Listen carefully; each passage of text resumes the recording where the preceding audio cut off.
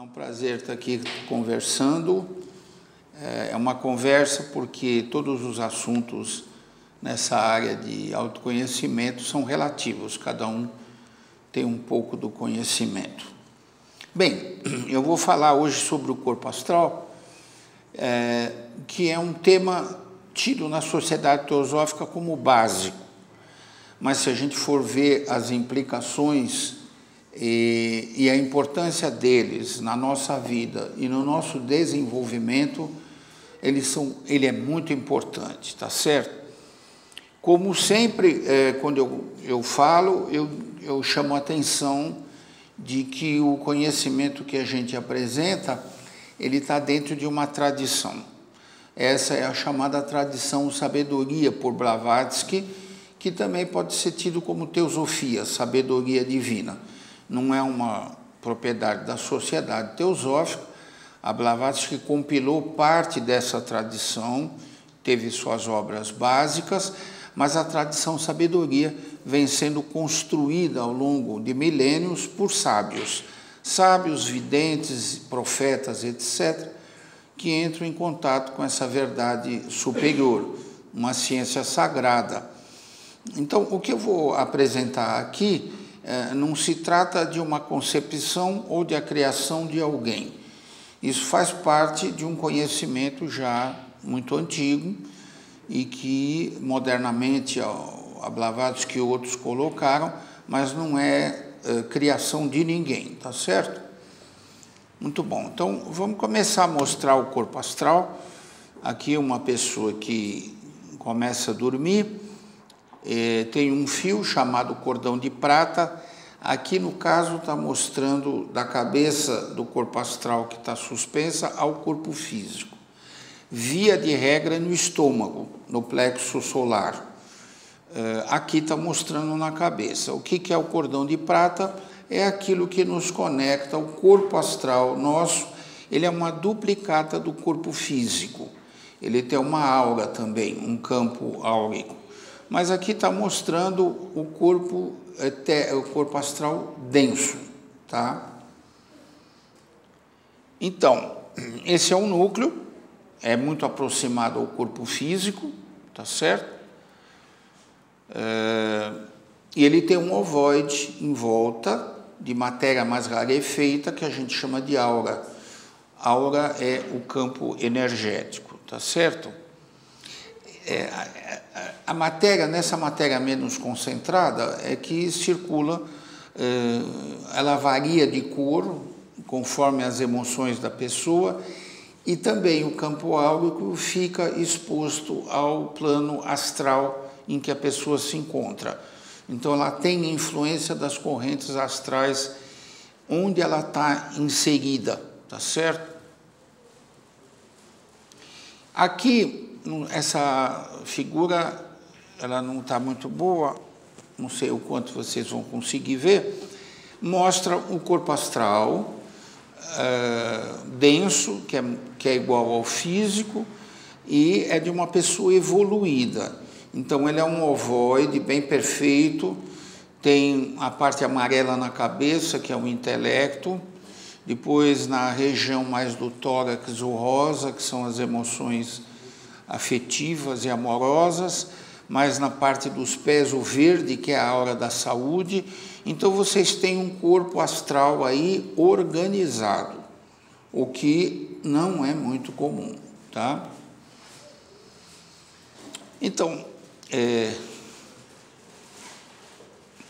quando a pessoa, como nós estamos acordados, então a consciência do ser humano fica muito presa à parte do seu corpo físico, do seu corpo denso, tá?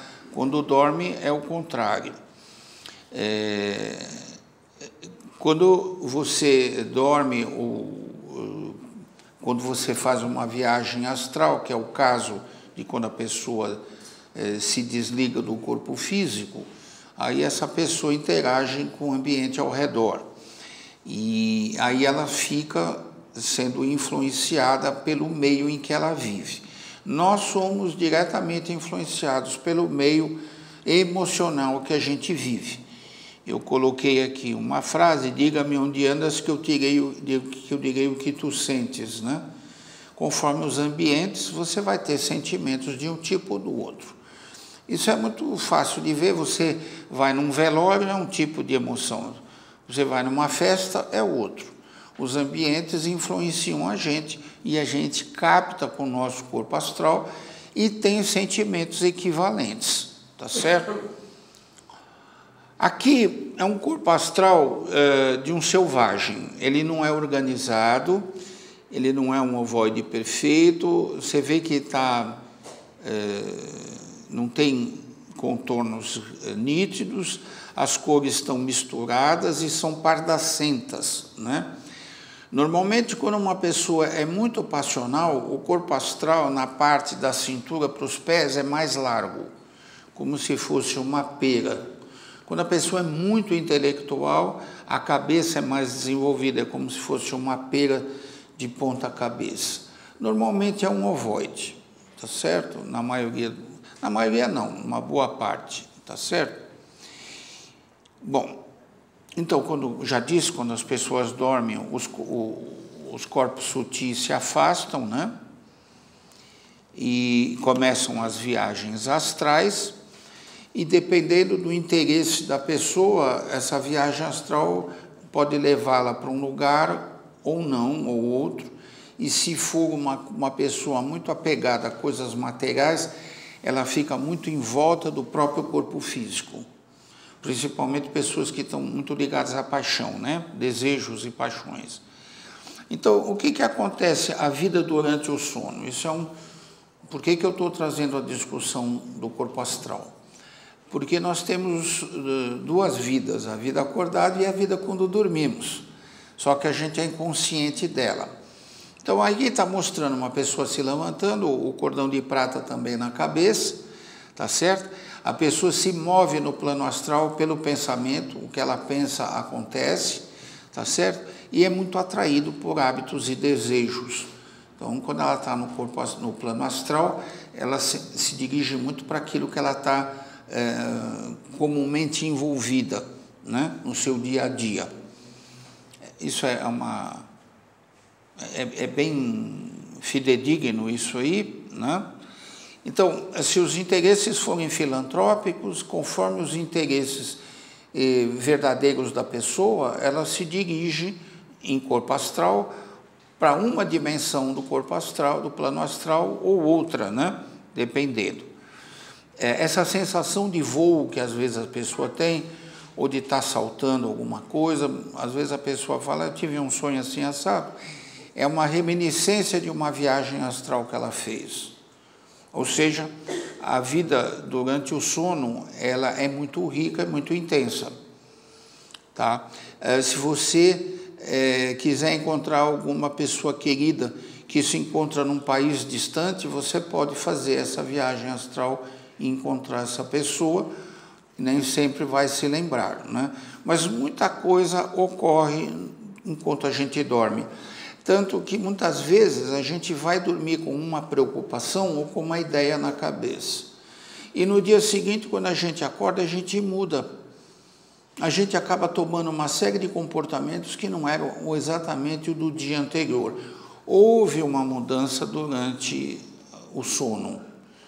Ou seja, a vida no corpo astral é uma vida rica e interessante. É que a gente nem domina, nem tem muito conhecimento, né? Fazer viagem astral acordado, eu, por exemplo, sentar aqui, pegar meu corpo e dirigir para onde eu quero, isso é para a minoria das pessoas. Precisa ter um treinamento muito grande, a pessoa precisa ser um esoterista muito grande, ter os corpos muito purificados e saber fazer isso. Normalmente, ele teve alguém que ensinou ele a fazer isso. Teve um professor, um guru, né? Um mestre. Então, aqui são 3 fotos que mostram a pessoa atravessando uma porta, viajando pela cidade ou dando a volta no globo. Essas viagens da volta ao globo é mais difícil, né? E aquelas que está dando a volta ao globo, o cordão de prata está no plexo, as outras 2 estão na cabeça. Mas é assim que acontece enquanto a gente está no plano astral. Então, como é que é a vida durante o sono? Você não se cansa, não respira nem se alimenta, não é que nem o corpo físico, claro.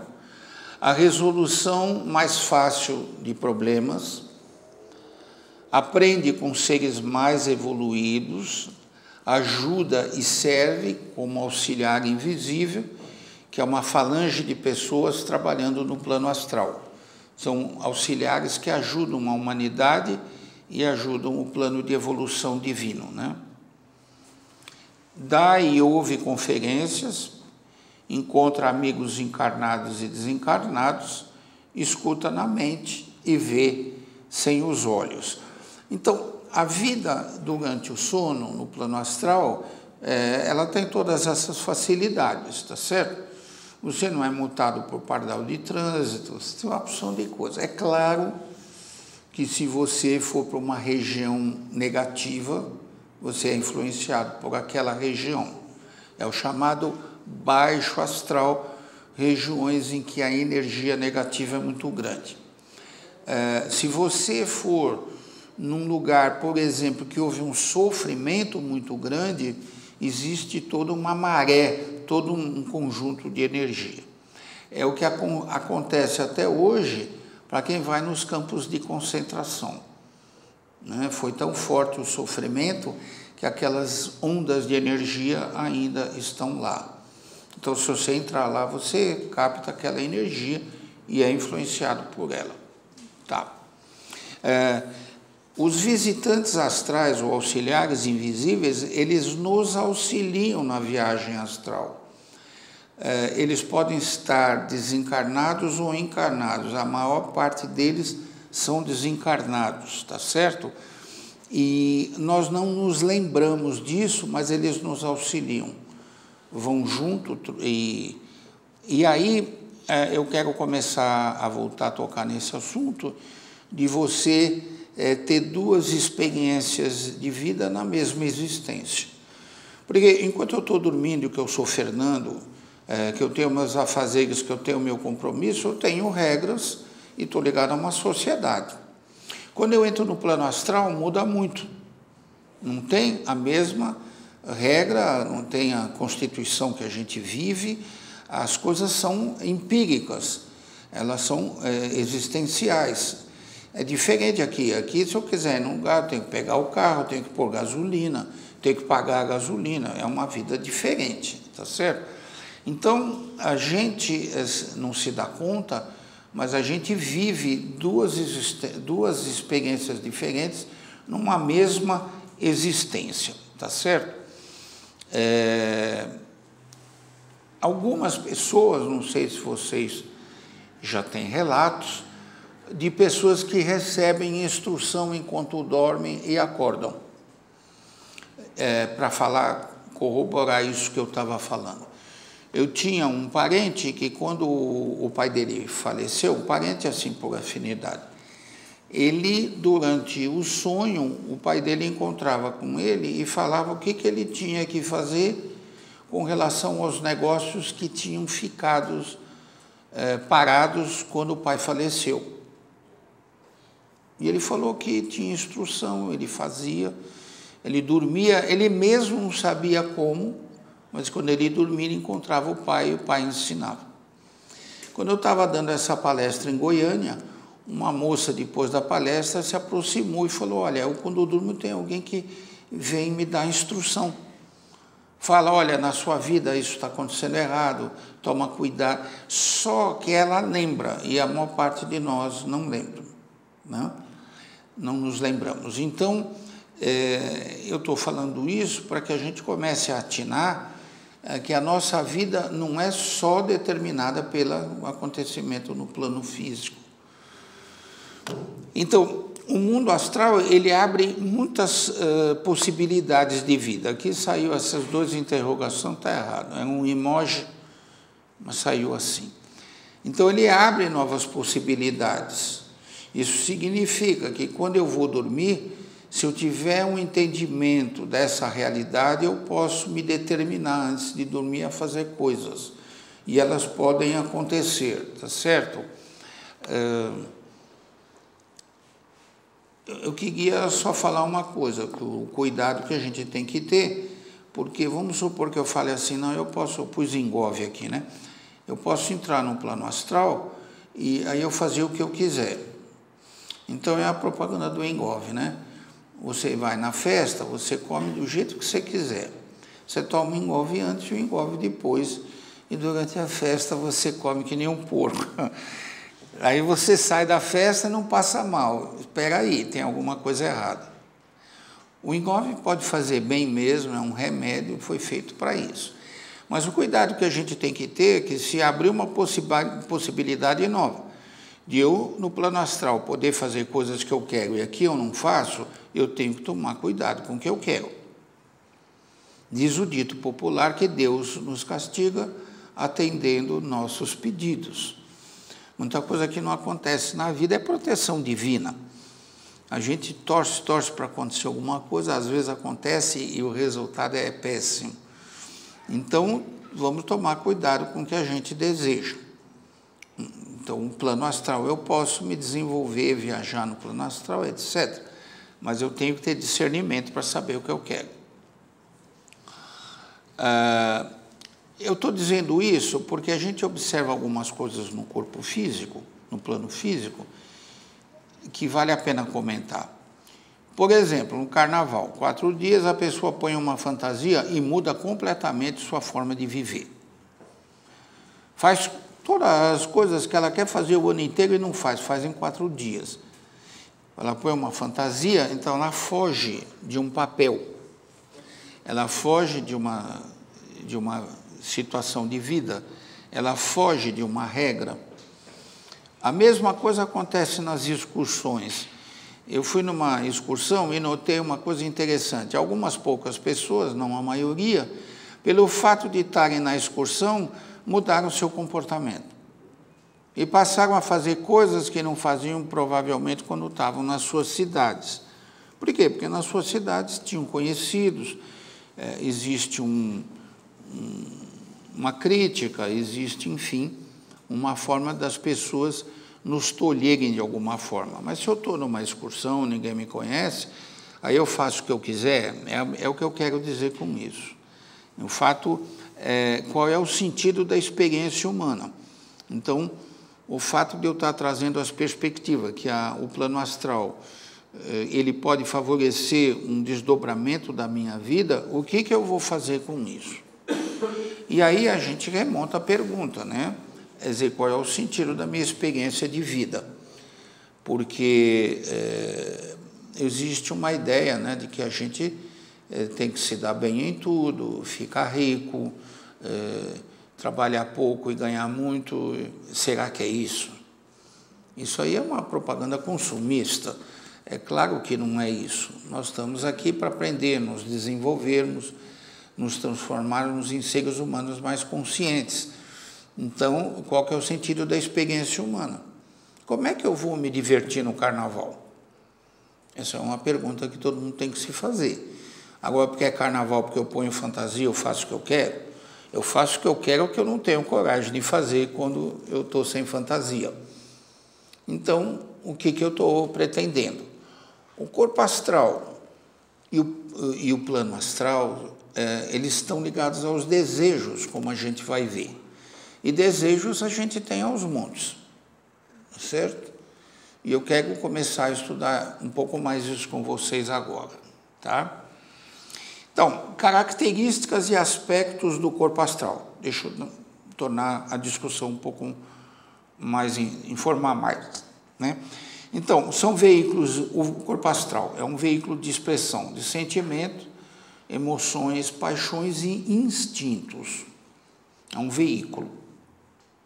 Similar ao corpo físico, é comum a todo ser humano, não tem ser humano que não tem corpo astral, todos fazem uso dele, é o veículo que usamos durante o sono, dá grande potencial de locomoção, poucos têm consciência dele, portanto, tem dificuldade, não sabe usá-lo com capacidade, né? Refina-se com a evolução da consciência emocional e, ser desenvolvido, permite consciência ininterrupta ao indivíduo. O que significa isso? Se eu tenho memória contínua, não existe vida e morte. Vida e morte existe porque nós perdemos a memória da outra vida. Então, quando eu desencarno, eu continuo minha experiência. Mas se eu tiver consciente dela, quando eu encarnar na próxima vida, eu só tenho a diferença de ter estado com o corpo físico ou não. Um Rinpoche aí do budismo tibetano olhou para um amigo nosso e falou: lembra, fulano, quando nos anos de 1200 e pouco nós trabalhamos juntos pelo budismo em tal cidade? E o meu amigo falou: não, claro que não.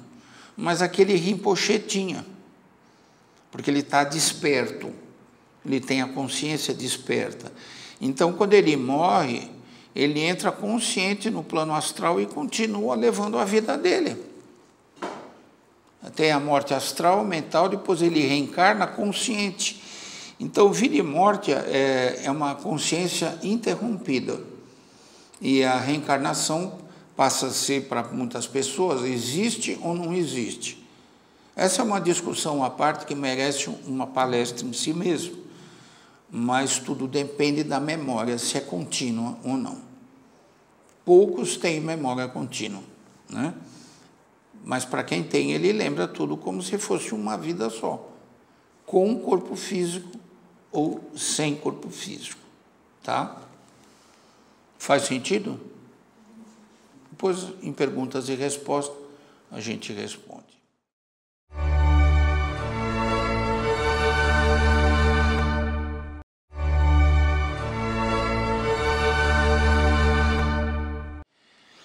A aparência do corpo astral é assim que o clarividente vê. Ele vê um corpo astral e cores em volta, cores e vibrações emocionais brilhantes ou opacas, depende da emoção, tá certo? As cores, elas seguem mais ou menos esse padrão. Escura, muito escura, é ódio, malícia. Marrom acinzentado é egoísmo. Vermelho profundo, cólera. Escarlate é irritabilidade. Marrom esverdeado é ciúmes. Rosa, amor sem egoísmo. Laranja, ambição e orgulho. Verde, maçã, vigorosa vitalidade. Azul, sentimento religioso. Amarelo, intelectualidade. Violeta, devoção e afeição. Agora eu vou pôr aqui algumas figuras. É mais ou menos assim que é a aparência do nosso corpo astral, vista por clarividente. Aí são cores diferentes, tem a imagem de fundo, ela pode estar mais límpida, conforme o sentimento, ou mais opaca. As cores dependem daquilo que eu acabei de falar. Aqui, cobras e largatos, é alguém com intensa cólera. Então acontece isso. Ficam raios, fica escuro, com vórtice de energia negativa. E aqui é o campo áurico. O campo áurico é a nossa esfera energética, onde acontecem muitas coisas. Aqui está mostrando formas de pensamento, vórtice de energia, e o seu Liribiter falava dos cancros do corpo astral, que são energias negativas que ficam formas assim, de matéria, que quando entra uma ideia nova, um sentimento novo, aquela ideia passa por aquela matéria e muda de cor. Isso significa o preconceito, né? Quer dizer, que se eu tenho um forte pensamento, se alguém me fala uma coisa nova, quando aquela corrente de pensamento entra no meu corpo astral, no meu campo áurico, passa por aquele que o Liribert chamava de cancro, né? E muda de cor. A partir daí a pessoa não escuta mais o que o outro está falando. Então, os preconceitos são excrescências nos corpos sutis que ficam ali. Muitas vezes a pessoa não tem culpa, né? ela ouviu muito a vida inteira na família, em algum lugar, e criou uma doença mesmo. Então, quando vê uma coisa nova, ela não consegue assimilar, tá certo? Tem linhas magnéticas que vocês estão vendo. Então, o nosso campo áurico é muito rico e fala muito da gente. Para quem é clarividente, ele olha para a gente e sabe tudo o que está acontecendo. Passou um filme há muito tempo atrás, Um Dia, um Gato, um filme tchecoslovaco na época, que era um gato que via as emoções dos outros. Então, ele reagia conforme a cor que ele via e mostrava a cor que ele via das pessoas. Então, para o gato, as pessoas eram transparentes, assim como o clarividente. O clarividente viu o que está se passando com a gente. Funções do corpo astral. É tornar possível a sensação, o toque, né? Que daí passa a sensação para o astral e chega no cérebro, é identificado. Serve de ponte entre a mente, o pensamento e a matéria física, e age como um veículo independente de consciência e ação, são as viagens. Cada um desses itens é muito intenso, muito denso, eu só estou citando, para não perder complementaridade, mas não dá para falar de tudo, é muita coisa. E o princípio do corpo astral é aqui que eu quero me deter com vocês. O que é princípio em filosofia? A gente usa a palavra princípio em filosofia como a capacidade de. Então, o princípio da vontade. A vontade é um princípio, ou seja, a capacidade que eu tenho de exercer na minha vida a vontade, determinação. Quando eu falo assim, eu vou fazer tal coisa, é uma determinação que o corpo físico acompanha. Não é o corpo físico que determina a vontade, é a vontade que determina a ação do corpo físico. Né? Segunda-feira eu vou começar a dieta. Então é uma coisa meio esquisita, né? O cara vai comer, não está querendo parar hoje. Mas quando a gente fica com raiva de alguma coisa, a gente fala, não faço mais, é a determinação. Então a vontade é um princípio. E o que são os veículos? Os veículos é a forma onde se expressam os princípios. Então, Manas é um princípio, que é o princípio do pensamento. Ele no corpo mental é um pensamento.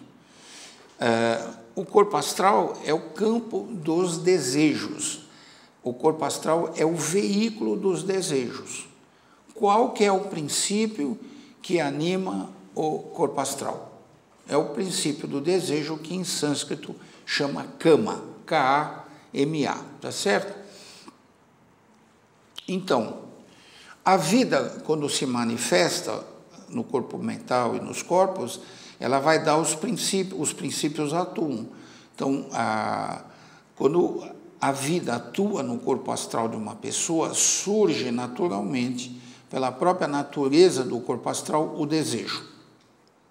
O desejo é uma força em nossa vida. Ele é diferente da vontade, como a gente vai ver, mas o corpo astral, ele é a sede dos nossos desejos. E nós, sem desejo, não somos nada, né? Isso aí eu acho que é mais ou menos intuitivo. É o corpo astral, é o corpo emocional, o corpo dos desejos, a sede dos nossos desejos. E quando a gente morre no plano físico, depois tem uma segunda morte, que é a dissolução do corpo astral, e depois uma terceira morte, que é a dissolução do corpo mental, quando então a consciência se volta para os princípios superiores. Na outra encarnação, essa consciência se expressa no corpo como um novo corpo mental, novo corpo astral e novo corpo físico. Tá certo? Bom. Então, para a gente entender um pouco mais, esquematicamente, desejo é aquilo que é atraído ou repelido por objetos. Eu gosto disso, disso eu não gosto. Quando você não gosta, você cai fora. Quando você gosta, você... Se eu puser uma opção de prato de comida aqui, você vai direto no que você gosta. Os desejos são assim. A gente se aproxima daquilo que dá prazer e se afasta do que dá dor, tá certo? O princípio, ele inclui tudo. É passional e emocional. Essa parte passional é onde as nossas dificuldades, né? Onde a gente perde o controle, onde a gente é a nossa origem animal, né? E dentro desses princípios compreende a fome, a sede e o sexo, que são os apetites animais, as paixões, ódio, inveja e ciúme. Ódio, inveja e ciúme são forças enormes no ser humano e na humanidade, né? A humanidade, uma boa parte, age por isso, né?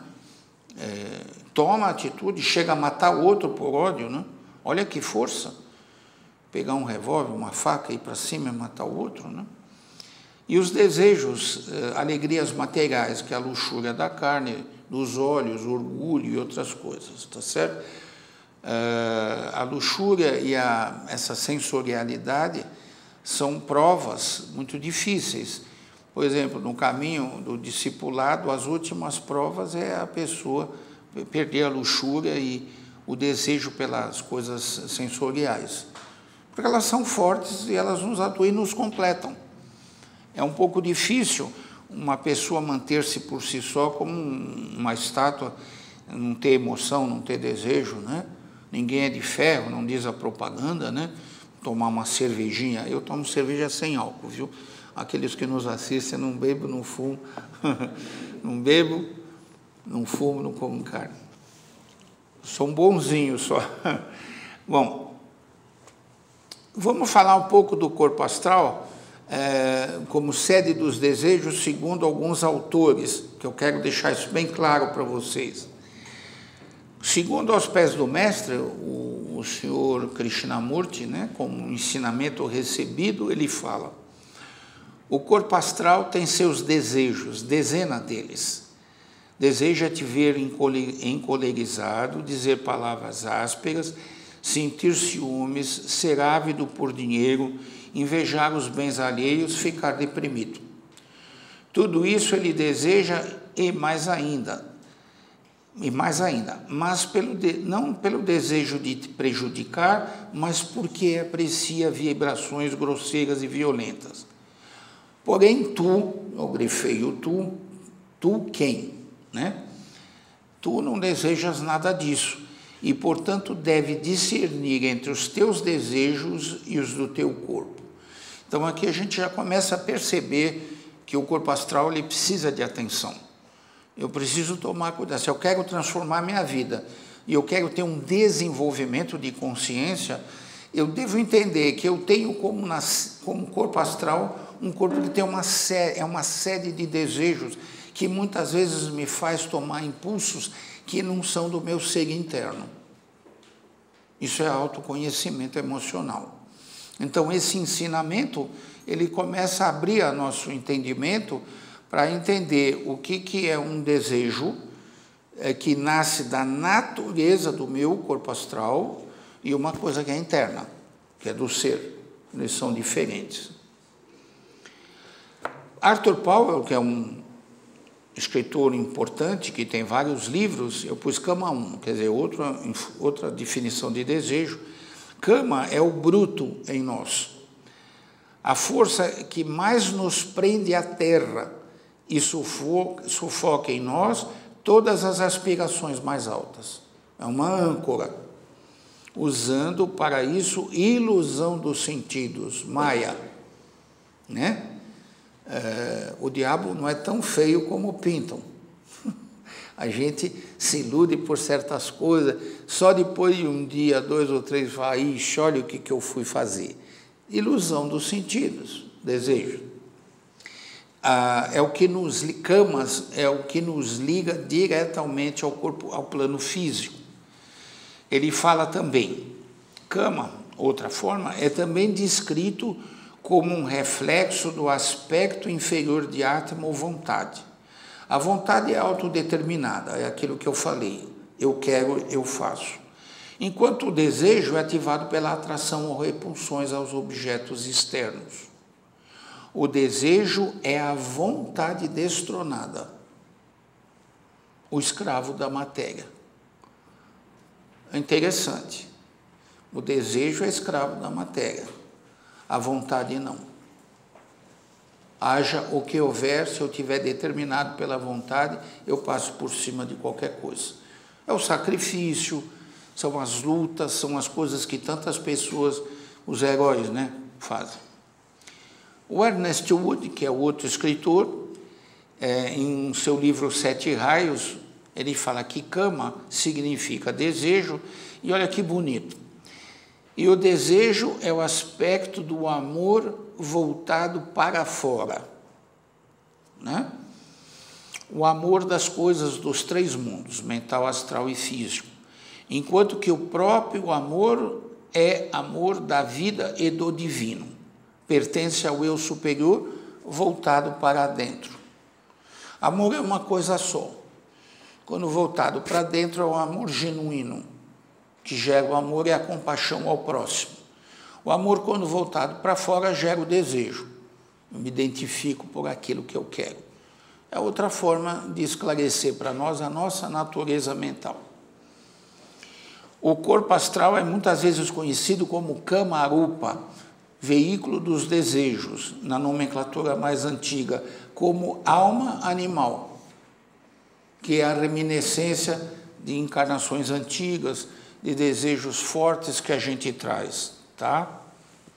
Bom, então a gente começa a chegar à conclusão que o corpo astral é o divisor de águas. Nele existe o princípio do desejo, e o desejo, se tomar conta de nós, nós somos levados por ele.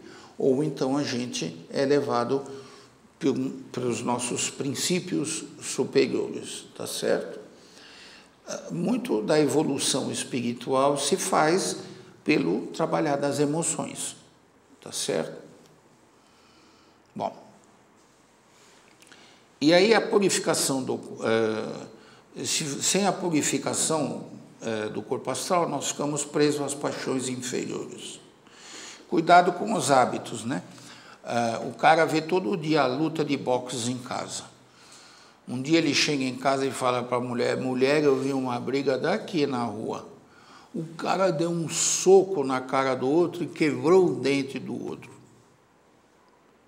Por quê? Porque ele está identificado com aquilo. Nós temos que tomar um cuidado na nossa identificação com aquilo que a gente faz. A TV é uma praga, né? A TV pode ser muito boa, pode ser muito ruim, mas para as crianças não, elas ficam vendo aquilo, né? Então, muita coisa a gente pode falar sobre purificação, tá certo?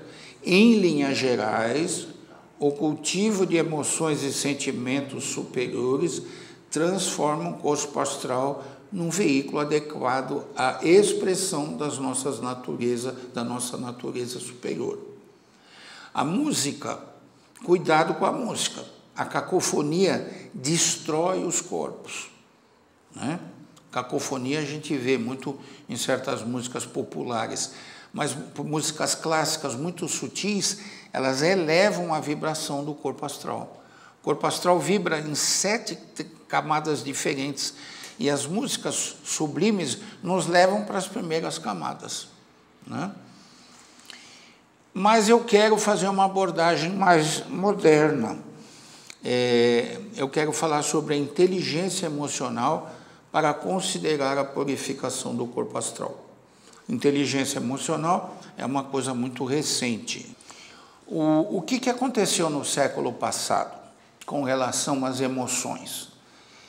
No começo do século passado, descobriu-se uma coisa chamada QI, coeficiente de inteligência, onde dois psicólogos americanos, isso foi em 1905, 1900 e por aí, eles fizeram um número, um score, que era em função da idade da pessoa versus o número de acertos de perguntas que era feito no teste. E isso dava um número que era uma forma de identificar o potencial das pessoas. E aí, o QI ele tomou muita força.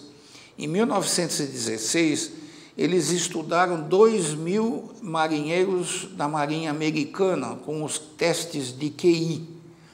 E, a partir de então, o QI ficou muito forte. Era um teste que identificava. O QI, ele media a capacidade matemática lógica racional e a verbal, que seguia a nossa matemática e o português que a gente aprende na escola. Mas o QI não levava em conta as emoções. As emoções, elas foram muito desprezadas no século passado. Era feio ter emoções. Para quem é um pouco mais velho, chorar era coisa de mulher. E mulher, o que era? Fraca. Então, a mulher, quando se emocionava e chorava por algum motivo, o homem não podia chorar. Não podia expressar emoções, era feio. Na década de 40, por aí, teve um psicólogo americano, o Skinner. O Skinner, que é o pai do comportamentalismo, do behaviorismo, o Skinner falou que as emoções atrapalhavam a inteligência. Que o homem nascia uma tábua rasa, uma folha em branco, e ele aprendia ao longo das experiências, que não se atribuísse nenhuma essência ao ser humano, e que as emoções atrapalhavam. E assim foi. Aquele seriado Guerra nas Estrelas tinha um personagem, o Spock, que ele tinha uma característica, ele não tinha emoções.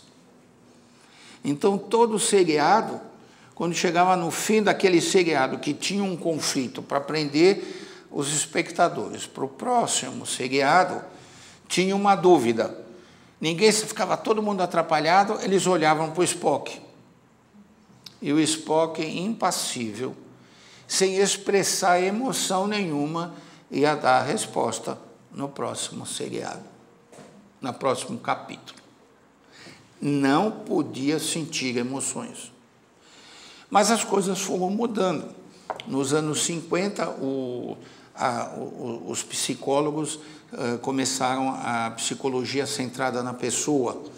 E aí, dos anos 50 em diante, que também dos anos 60, corresponde à primeira geração pós-guerra. Porque na guerra as mulheres saíram de casa e foram trabalhar nas linhas de produção, enquanto os homens estavam na linha de frente, né? Você vê, em 1960, 15 anos depois da guerra, começou a contracultura. Em 1964, os beatniks, o pessoal que não tomava banho.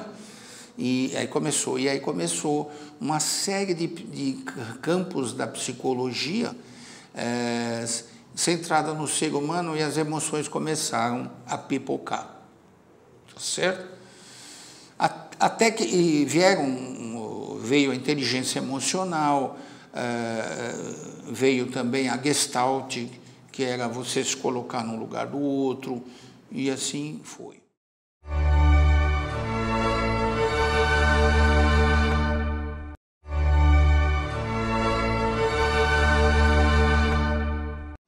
Muito bem, em 1979, um instituto de pesquisa psicológica da Noruega, se não me engano, pediu para que Harvard estudasse a natureza da inteligência. Então, em 1979, o Howard Gardner foi incumbido em Harvard de estudar as inteligências, a natureza da inteligência, lembrando que tinha um forte peso do QI. E mais, que a inteligência não mudava. O cara nasceu burro, morre burro. É o que se falava. 4 anos depois, em 1983, o B.F. Skinner, B.F. Skinner do behaviorismo, o Howard Gardner, ele lança um livro chamado Inteligências Múltiplas. E foi uma bomba. Ele falou que tinha 7 tipos de inteligência. As 2 do QI, que é a matemática, a racional, a verbal, a sensorial, que muitas pessoas têm, que é a capacidade sinestésica do corpo, né, de se expressar, que é iogues e círculo de Soleil, etc. A musical, certas pessoas que não têm instrução, são músicos maravilhosos. A espacial, que é aquela capacidade que as pessoas têm de mexer no espaço e fazer milagres, e 2 que eram perceber as emoções em si e nos outros. Tá? Isso aí foi um boom, mexeu. um livro do Howard Gardner, Inteligências Múltiplas. E aí aconteceu um fato novo, 4 anos depois, quando a tomografia computadorizada pela primeira vez examinou o cérebro vivo. Tudo o que se sabia do cérebro era do cérebro morto, de dissecação. A tomografia mostrou o cérebro em movimento. E descobriu, no centro do cérebro, uma glândula pequena chamada amígdala, que em grego quer dizer amêndoa, que é responsável pelo cérebro emocional. Então, eles descobriram 2 cérebros, o racional, que já se conhecia, e o emocional. Então, quando as emoções chegam, elas vão para a amígdala e a amígdala dispara uma ação. Os psicólogos viram que muita gente que matava, às vezes, não sei porque eu matei. E eles foram estudar e viram que as emoções tomam conta do cérebro antes da razão. Então, nós temos 2 cérebros, o racional e o emocional. A nossa cultura, até 1983, 87, é racional, que a razão é mais importante que a emoção, mas não é verdade. Em 1989, caiu o Muro de Berlim, o que é uma alegoria para as emoções e pensamentos começarem a se misturar. Em 1990, Salovey e Meyer lançaram o título Inteligência Emocional, com 5 componentes, e que eu vou falar. Em 1984, o Goleman lançou um livro chamado Inteligência Emocional, que foi um best-seller. Em 1983, o Antônio Damasio escreveu um livro, um ano antes do Daniel Goleman, chamado O Erro de Descartes, em que ele termina o livro assim: sinto, existo, logo penso. Ele inverte a premissa de Descartes de 1620. Porque muito da nossa racionalidade se deve a Descartes, o que não tem nada contra, ele é responsável pelo método científico, né? Ele deu bases para isso, né? O método cartesiano, né? Mas com relação ao ser humano, não. Então, o Damasio, ele mostra o que acontece quando as emoções saem de cena. Inclusive, que faziam, até 1960, eles faziam a lobotomia. A lobotomia era enfiar um aparelho, tipo um saca-rolha, no cérebro da pessoa, para cortar os circuitos emocionais, porque as pessoas eram violentas. E essas pessoas depois se degeneravam, perdiam a moral, ficavam amorais. E aí surgiu a era Prozac. Em 1960 surgem os antidepressivos e os psicotrópicos. Por quê? Para as pessoas não se matarem, porque muita gente depressiva se mata. Então, os remédios trazem a preta é para dopar a pessoa. Mas é um problema das emoções. Então, a lobotomia, 20 mil casos de lobotomia nos Estados Unidos, de se afundarem o circuito emocional da pessoa. De 1960 para frente, não. Né? Hoje é completamente diferente, e o Damasio, em 1993, ele fala: sinto, existo, logo pensa. Viva as emoções. As emoções são muito importantes. E o que nos diz a inteligência emocional, que eu quero terminar com vocês? Ela fala de 5 componentes, tá certo? Então, perceber as emoções enquanto elas ocorrem, administrar as emoções, a capacidade de se automotivar, perceber as emoções nos outros e gerenciar as relações. Quem são os bons gerentes? São aqueles que percebem as emoções nos outros e sabem se comunicar. Ele sabe, emocionalmente, ele tem a inteligência para sentir a forma de se comunicar com o outro e sensibilizar o outro. É o Silvio Santos. Ele tem uma habilidade absurda de comunicação. Ele sabe, ele sente e sabe emocionalmente o que fazer. As emoções trazem inteligência às pessoas. Tá certo? Então, o nosso corpo astral, que é a sede das emoções, desejos e paixões. Agora ele pode ser interpretado diferente. Autoconhecimento emocional. Perceber as emoções enquanto elas ocorrem, sabendo que elas muitas vezes não são nossas, do meu ser mais profundo, eu administro a emoção. A segundo componente da inteligência emocional. Como é que eu administro as emoções? Pela observação, ouvindo o que os outros falam para a gente. O que as pessoas falam para a gente são, às vezes, eles estão nos ensinando a como administrar minhas emoções. E aí, o Patanjali fala para a gente escrever, né? Que é um método interessantíssimo. Você escreve ao longo do dia as emoções que você teve. Antes de dormir, você revê as emoções de trás para frente. Você só vai pôr as emoções principais, né?